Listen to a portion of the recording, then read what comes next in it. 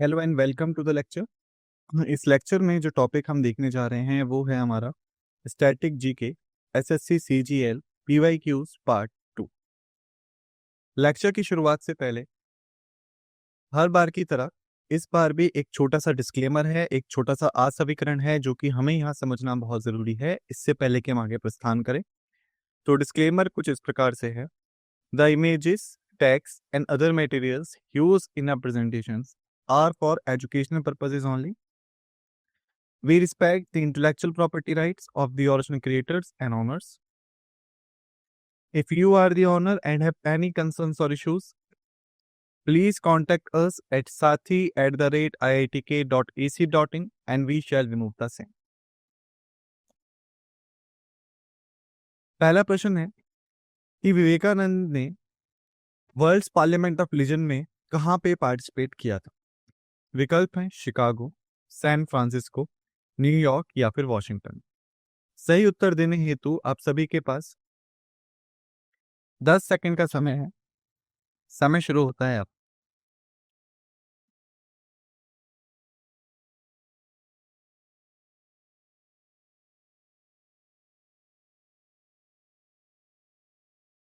समय समाप्त। सही उत्तर है यहाँ पे ए शिकागो। स्पष्टीकरण, स्वामी विवेकानंद ने पार्टिसिपेट किया था पार्लियामेंट ऑफ रिलीजन्स में जो कि होता है शिकागो यूएसए में, और इसकी जो तारीख थी वो थी 11 सितंबर 1893। और इस पार्टिसिपेशन के बाद जो भारत का प्रेस्टीज था और जो हिंदुज्म की प्रेस्टीज थी वो काफी ज्यादा उठ गई। और इसी के बाद इसी पार्लियामेंट ऑफ रिलीजन्स की याद में जो स्वामी विवेकानंद जी का भाषण था वर्ल्ड कांग्रेस ने ऑर्गेनाइज किया गया 2012 में, ताकि जो 150th बर्थ एनिवर्सरी है विवेकानंद जी की उसे सेलिब्रेट किया जा सके।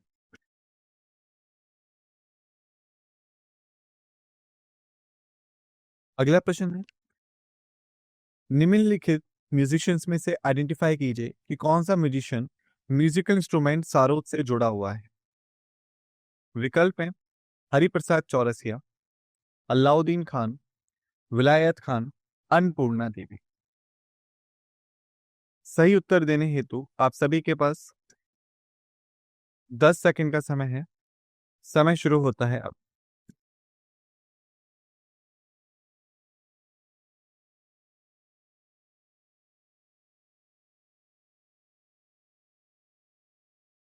समय समाप्त। सही उत्तर है यहाँ पे बी अलाउद्दीन खान। स्पष्टीकरण, अलाउद्दीन खान एक बहुत ही महत्वपूर्ण सारोद बाजक थे। उनको असल में हम बाबा अलाउद्दीन खान के नाम से भी जानते हैं और ये एक भारतीय सारोद प्लेयर थे और मल्टी इंस्ट्रूमेंटलिस्ट थे, कंपोजर थे और बहुत ही ज्यादा नोटेबल म्यूजिशियन टीचर्स में से भी एक थे 20वीं शताब्दी के भारतीय पारंपरिक संगीत में, यानी कि इंडियन क्लासिकल म्यूजिक में। अगला प्रश्न है, नीचे दी गई पर्सनैलिटीज में से कौन बहुत ही प्रसिद्ध भरतनाट्यम डांसर थी। विकल्प है बिरजू महाराज, सरस्वती सेन, पद्मा सुब्रमण्यम, नायक सिद्दीकी। सही उत्तर देने हेतु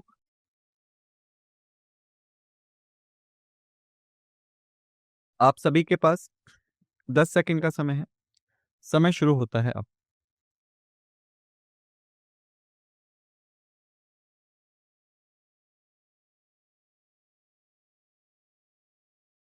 समय समाप्त। सही उत्तर है यहाँ पे सी पद्मा सुब्रमण्यम।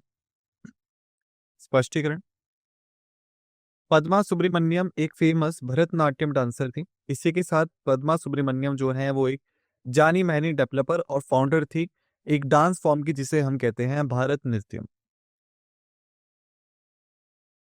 ये क्रिएटर थी नए स्टाइल की जिसे भारत नृत्यम कहा जाता है।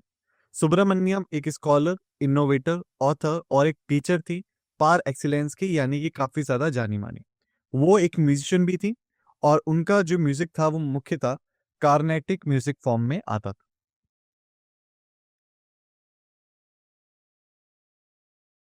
अगला प्रश्न है कि जो चेस बोर्ड के स्क्वायर्स होते हैं उनका कलर क्या होता है? विकल्प है white and black, white and green, red and black, white and red. सही उत्तर देने हेतु आप सभी के पास 10 सेकंड का समय है। समय शुरू होता है अब।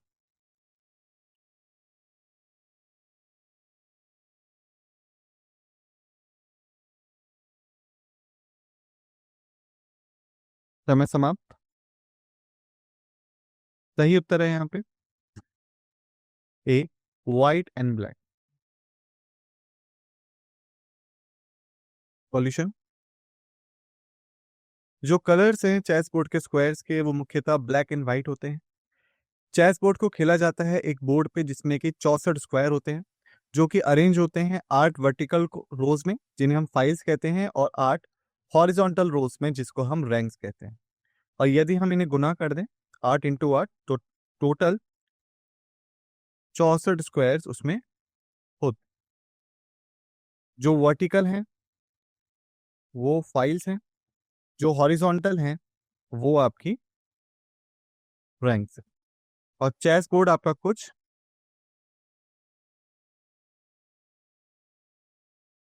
इस प्रकार से दिखता है। अगला प्रश्न है, सितंबर 2022 में किस राज्य की सरकार ने डिसाइड किया था एक कैंपेन को लॉन्च करने के लिए, जिसका मुख्य एम था वुमेन सेफ्टी को इंश्योर करना। उस कैंपेन का नाम था हमार बेटी हमार मान, यानी कि आर डॉटर आर ऑनर।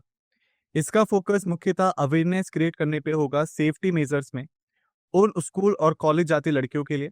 साथ के साथ प्रायोरिटाइज दिया जाएगा रजिस्ट्रेशन में और इन्वेस्टिगेशन में जो भी वुमन रिलेटेड क्राइम्स होंगे उसमें।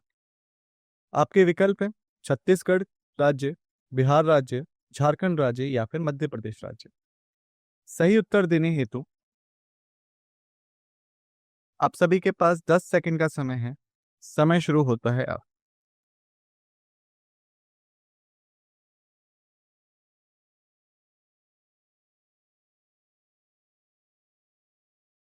समय समाप्त। सही उत्तर है यहाँ पे ए, छत्तीसगढ़। स्पष्टीकरण। जो कैंपेन है जिसका नाम है हमार बेटी हमार मान, उसे छत्तीसगढ़ में लॉन्च किया गया, वहां के मुख्यमंत्री भूपेश बघेल के द्वारा।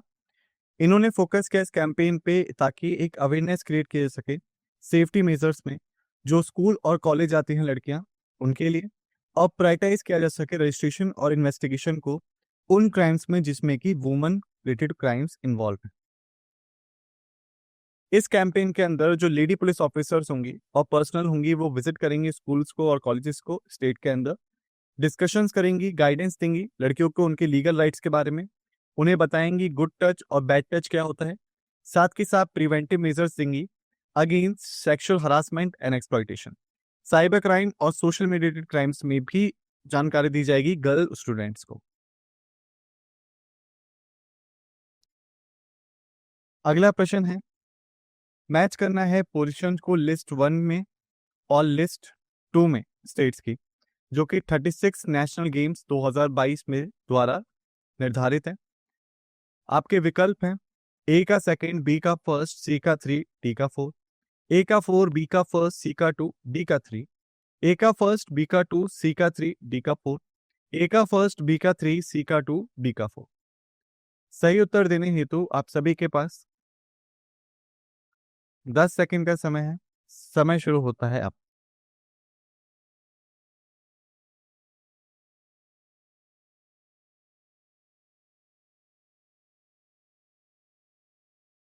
समय समाप्त। सही उत्तर है यहाँ ए का 4, बी का फर्स्ट, सी का 2, डी का 3। स्पष्टीकरण। Position in medal tally service sports control board. Second, position in medal tally Maharashtra. Third, position medal tally Haryana. And fourth position medal tally Karnataka. अगला प्रश्न है, निम्नलिखित कंपोजर्स में से किसने ग्रैमी अवार्ड जीता था साल 2015 में, जो उनकी एल्बम थी विंड्स और समसारा के लिए। और ये कोलैबोरेटेड एल्बम थी जिसमें कि साउथ अफ्रीकन फ्लॉटेस वाटर कैलरमन भी शामिल थे। आपके विकल्प हैं मनु मूर्ति, रघु दीक्षित, सुभाषिष घोष, रिकी केज। सही उत्तर देने हेतु 10 सेकंड का समय है। समय शुरू होता है अब।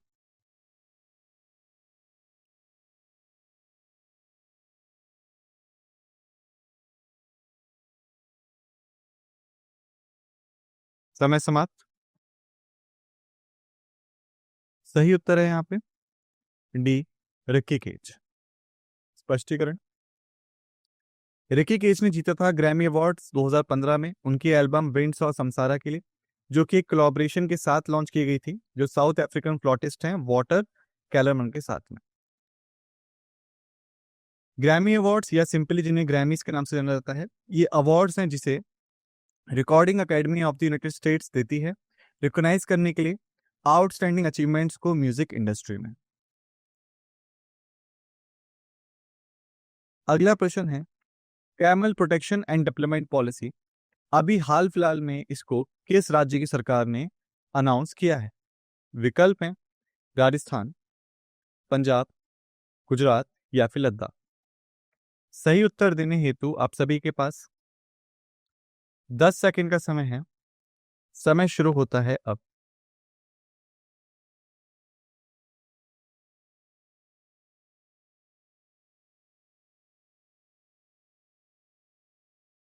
समय समाप्त। सही उत्तर है यहाँ पे ए, राजस्थान। स्पष्टीकरण। Camel protection and development policy को अनाउंस किया गया था गवर्नमेंट ऑफ राजस्थान के द्वारा, जो कि फेस कर रही है डिक्लाइनिंग नंबर ऑफ कैमल्स इन राजस्थान। जो स्टेट गवर्नमेंट है उसने अनाउंस किया है camel protection and development policy को बजट 2022 से 2023 के दौरान।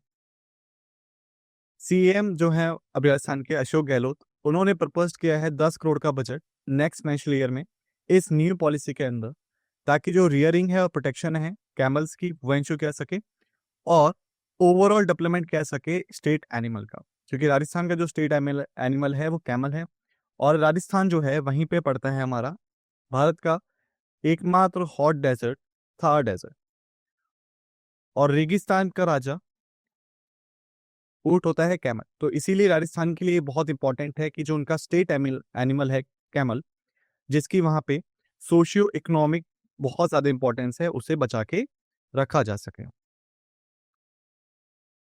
अगला प्रश्न है चीफ मिनिस्टर किस राज्य के हैं जिन्होंने इनॉग्रेट किया है प्रोजेक्ट को women and child development department से, ताकि जो दूध और अंडे हैं वो बच्चों को दिए जा सके आंगनवाड़ी इसमें स्टेट के अंदर, ताकि उनका जो न्यूट्रिशन लेवल है वो बढ़ाया जा सके।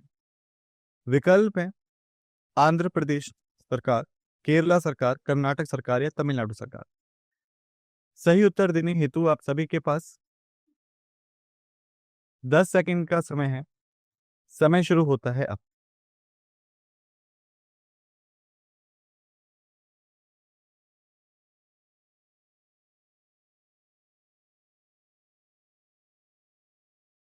समय समाप्त। सही उत्तर है यहाँ पे बी, केरला। स्पष्टीकरण। जो मुख्यमंत्री हैं केरला के, उन्होंने इनॉग्रेट किया है प्रोजेक्ट को women and child development department से, ताकि दूध और अंडे दिए सकें चिल्ड्रंस को जो कि आंगनवाड़ीज में हैं, ताकि उनका जो न्यूट्रिशनल लेवल है वो बढ़ाया जा सके। अगला प्रश्न है निम्नलिखित में से किसको जाना जाता है सरोद सम्राट के तौर पे इंडियन क्लासिकल म्यूजिक में? विकल्प हैं पंडित रविशंकर प्रसाद, आमिर अली खान, अमजद अली खान, किशन महाराज। सही उत्तर देने हेतु आप सभी के पास 10 सेकंड का समय है। समय शुरू होता है अब।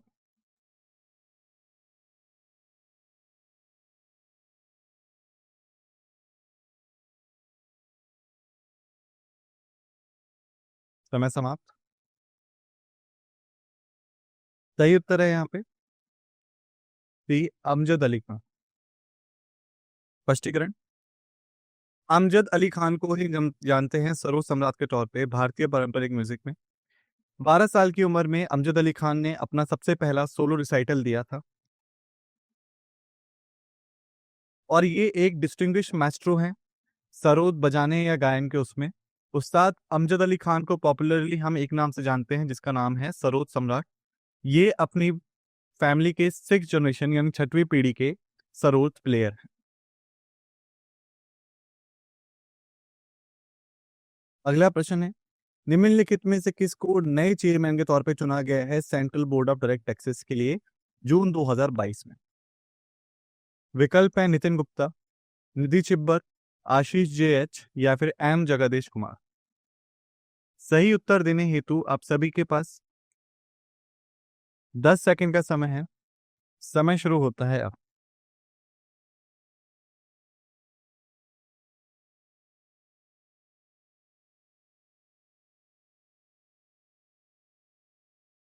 समय समाप्त।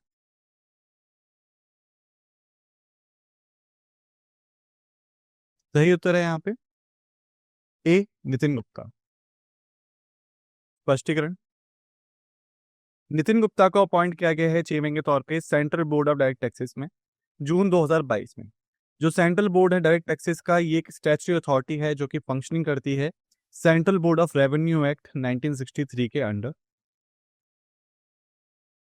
जो ऑफिशियल्स हैं इस बोर्ड के वो एक्स ऑफिशियो कैपेसिटी में होते हैं और फंक्शन करते हैं एक डिवीजन के तौर पे मिनिस्ट्री के, और डील करते हैं उन मैटर्स में जिसमें कि लेवी और कलेक्शन होता है डायरेक्ट टैक्सेस का। अगला प्रश्न है कि वायुदूत एयरलाइन को भारत में किस साल में स्थापित किया गया था? विकल्प है 1981, 1991, 1971 या 1969। सही उत्तर देने हेतु आप सभी के पास 10 सेकंड का समय है। समय शुरू होता है अब।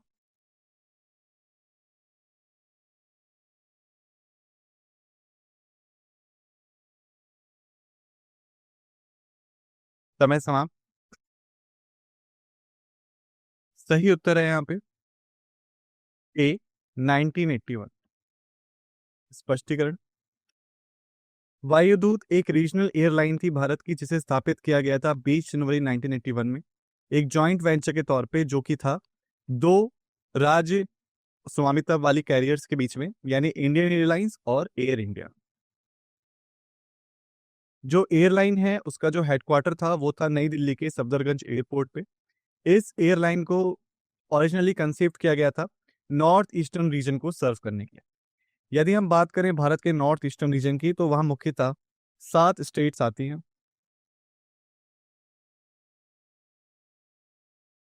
और ये 7 स्टेट्स हैं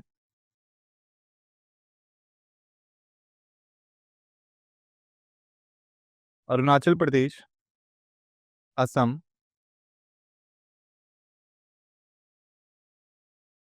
मेघालय, मिजोरम, मणिपुर, नागालैंड और त्रिपुरा। इन स्टेट्स को सर्व करने के लिए वायुदूत को लॉन्च किया गया था और इन्हीं स्टेट्स को हम जानते हैं 7 सिस्टर्स के नाम से भी। अगला प्रश्न है, इंटरनेशनल नॉन वायलेंस डे यानी अंतर्राष्ट्रीय अहिंसा दिवस किस दिन मनाया जाता है? विकल्प है 15 अगस्त, 31 अक्टूबर, 2 अक्टूबर या 14 नवंबर। सही उत्तर देने हेतु आप सभी के पास 10 सेकंड का समय है। समय शुरू होता है अब।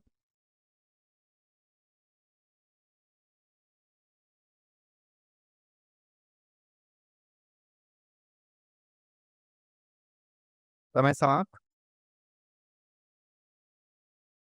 सही उत्तर है यहाँ पे 2 अक्टूबर। स्पष्टीकरण, अंतर्राष्ट्रीय अहिंसा दिवस 2 अक्टूबर को मनाया जाता है।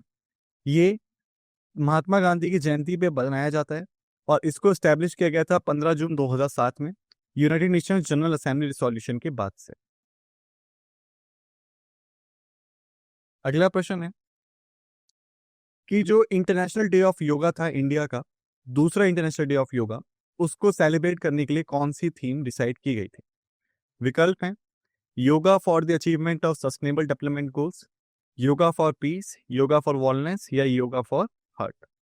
सही उत्तर देने हेतु आप सभी के पास 10 सेकंड का समय है। समय शुरू होता है अब।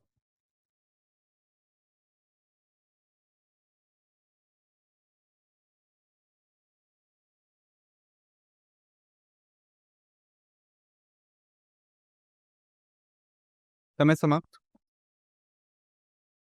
सही उत्तर है यहाँ पे A, yoga for the achievement of sustainable development goals. स्पष्टीकरण, जो दूसरा इंटरनेशनल डे ऑफ योगा था उसकी जो थीम थी वो थी yoga for the achievement of the sustainable development goals.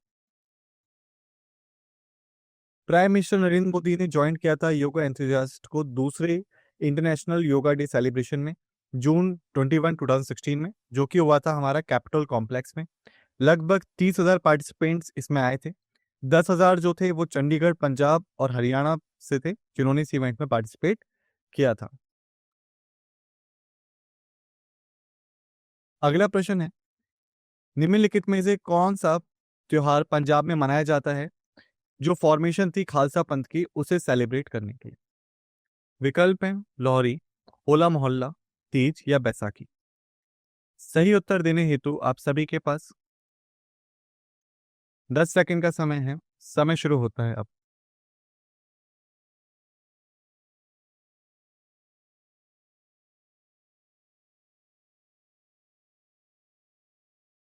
समय समाप्त। सही उत्तर है यहाँ पे डी, बैसाखी। स्पष्टीकरण, बैसाखी फेस्टिवल पंजाब में मनाया जाता है सेलिब्रेट करने के लिए जो फॉर्मेशन थी खालसा पंथ की उसे। जो फेस्टिवल है बैसाखी का वो रिमेम्बरेंस के तौर पे मनाया जाता है सिख ऑर्डर खालसा पंथ की, जिसे बनाया गया था 9th सिख गुरु गुरु तेग बहादुर की मौत के बाद या उनके परसिक्यूशन के बाद। ये जो एग्जीक्यूशन था इसे मुगल एम्परर औरंगजेब ने किया था जब गुरु तेग बहादुर ने मना कर दिया था इस्लाम में कन्वर्ट होने के लिए। अगला प्रश्न है, जो टर्म है बैक स्टिक वो निम्नलिखित में से किस गेम्स में यूज किया जाता है? विकल्प हैं बास्केटबॉल, बैडमिंटन, हॉकी या वॉलीबॉल। सही उत्तर देने हेतु आप सभी के पास 10 सेकंड का समय है। समय शुरू होता है अब।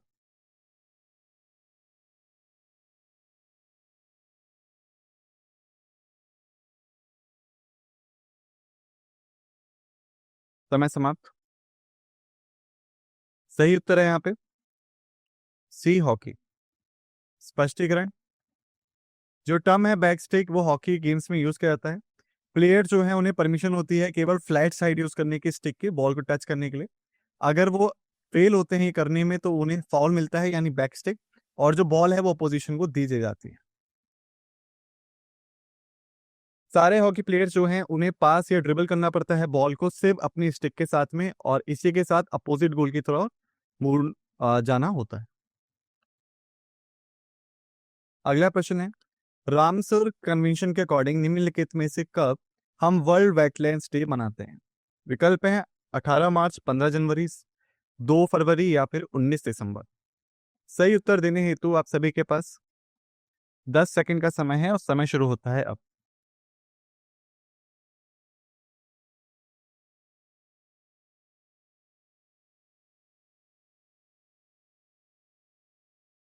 समय समाप्त। सही उत्तर है यहाँ पे 2 फरवरी। स्पष्टीकरण, रामसर कन्वेंशन के अकॉर्डिंग जो वर्ल्ड वेटलैंड डे है वो 2 फरवरी को मनाया जाता है। अगला प्रश्न है, निम्नलिखित में से कौन सा स्टेट यूटी जो है जिसमें इलेक्शंस नहीं हुए थे मार्च अप्रैल 2021 में? विकल्प हैं पुडुचेरी, वेस्ट बंगाल, बिहार या तमिलनाडु। सही उत्तर देने हेतु आप सभी के पास 10 सेकंड का समय है। समय शुरू होता है अब।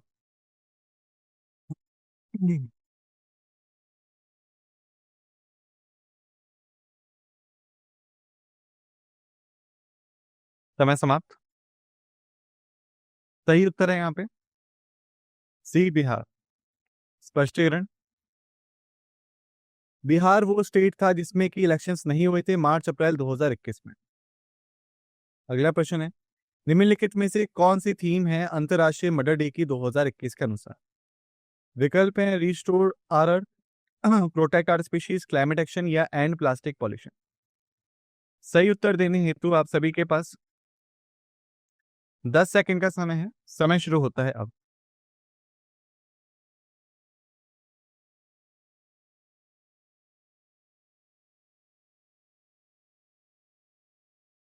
समय समाप्त। सही उत्तर है यहाँ पे ए, रिस्टोर आवर अर्थ। स्पष्टीकरण, जो थीम थी इंटरनेशनल मदर डे 2021 की, वो थी रिस्टोर आवर अर्थ। अगला प्रश्न है, निम्नलिखित में से किसको हम सफेद पहाड़ के तौर पे भी जानते हैं, यानी कि व्हाइट माउंटेन? विकल्प है चोयू, मकालो, धौलागिरी फर्स्ट या फिर लाहौल। सही उत्तर देने हेतु 10 सेकंड का समय है। समय शुरू होता है अब।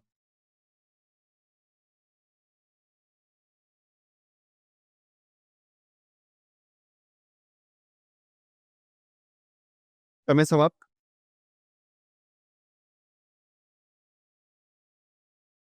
सही उत्तर है सी, धौलागिरी फर्स्ट।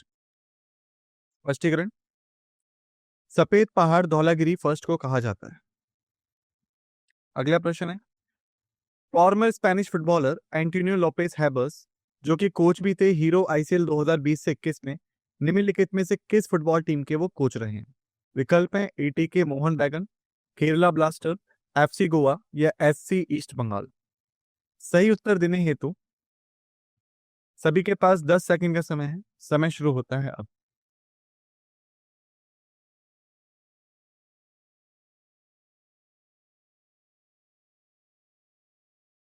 समय समाप्त। सही उत्तर है यहाँ पे ए, एटीके मोहन बैगन। स्पष्टीकरण, former Spanish footballer Antonio Lopez Habas, जो कि कोच भी थे हीरो आईसीएल 2020 से 21 के, वो एटीके मोहन बैगन के प्लेयर थे। अगला प्रश्न है, निम्नलिखित में से किस टीम ने इंडियन सुपर लीग 2020 से 21 जीती थी? विकल्प है Kerala blasters FC, north east United FC, ATK Mohun बैगन या फिर मुंबई सिटी एफसी। सही उत्तर देने हेतु 10 सेकंड का समय है। समय शुरू होता है अब।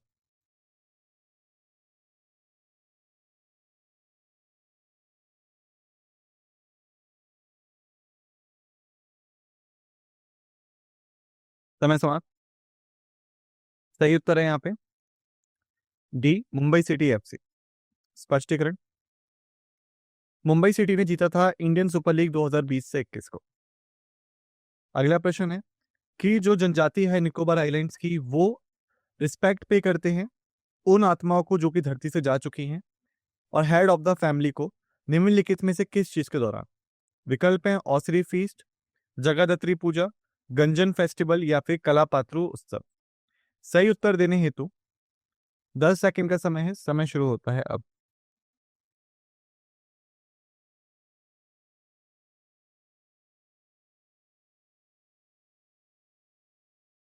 समय समाप्त। सही उत्तर है यहाँ पे ए, औसरी फीस्ट। स्पष्टीकरण,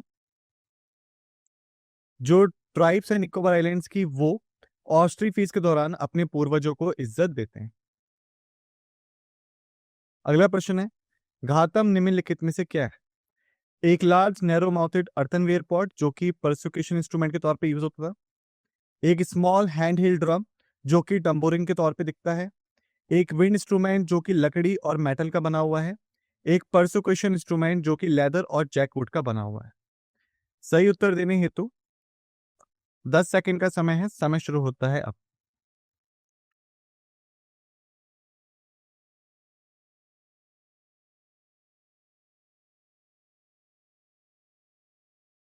समय समाप्त।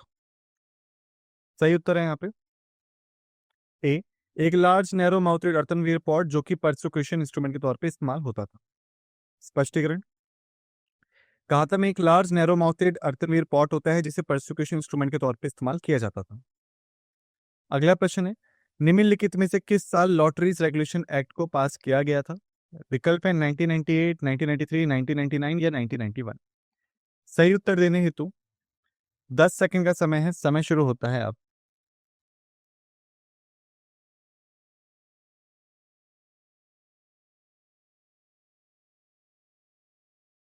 तो मैं समाप्त। सही उत्तर है यहाँ पे ए 1998। स्पष्टीकरण, लॉटरीज रेगुलेशन एक्ट पास हुआ था 1998 में। इसी के साथ हमने कर लिया इस लेक्चर को समाप्त। आप सभी का धन्यवाद।